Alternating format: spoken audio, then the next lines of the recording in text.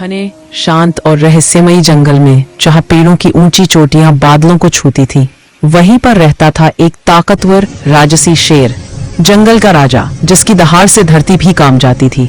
लेकिन उसी जंगल में एक चुलबुला, शरारती और तेज तर्रार बंदर भी रहता था। एक दोपहर शेर पेड़ के नीचे गहरी नींद में सो रहा था।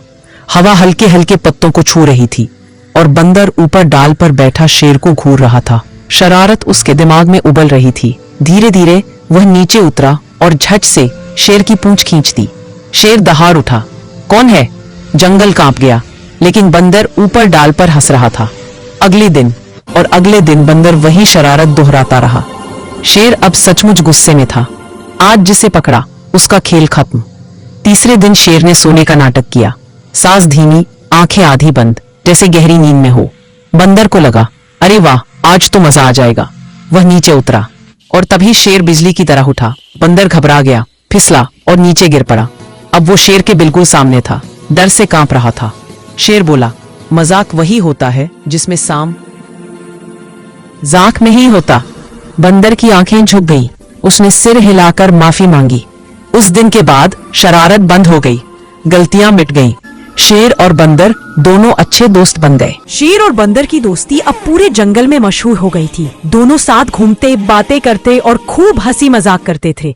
लेकिन इस जंगल में एक और ताकतवर, चुपचाप रहने वाला शिकारी भी था, बाघ। काले धारियों वाला, तेज आंखों वाला और बेहद चालाक। उसका एक ही नियम था, मेरे इलाके में कोई भी गलती नहीं करेगा। एक शाम बंदर पेड़ों के झुरमुट में झूलता हुआ गलती से बाघ के इलाके में घुस गया। टहनियां टूटने की आवाज हुई और बाघ धीरे से अंधेरे से निकला। उसकी आंखें चमक रही थी। बाघ गरजा, कौन आया है मेरी सीमा में बिना इजाजत? बंदर डर गया, लेकिन हकलाते हुए बोला, वो मैं। बाघ गुस्से से बोला, गलती सिर्फ एक बार होती है, जंगल में नियम तोड़ने वालों को मैं छोड़ता नहीं। बंदर कांपने लगा। उसी समय दूर से कदमों की भारी आवाज सुनाई दी। झाड़ियों को चीरता हुआ शेर सामने आया। उसने बाघ से कहा, ये मेरा दोस्त है, अगर गलती हुई भी है उसकी सजा मैं तय करूंगा।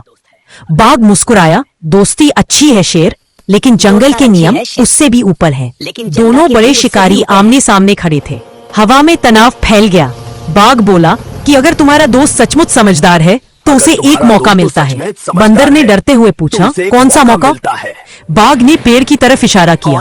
ऊपर की शाखा पर मेरा पसंदीदा सुरक्षित फल रखा है, उसे बिना गिराए नीचे लाकर दो। अगर कर लिया तुम आजाद, अगर नहीं तो तुम्हें जंगल का नियम समझाया जाएगा। डर मत, मैं यही हूँ।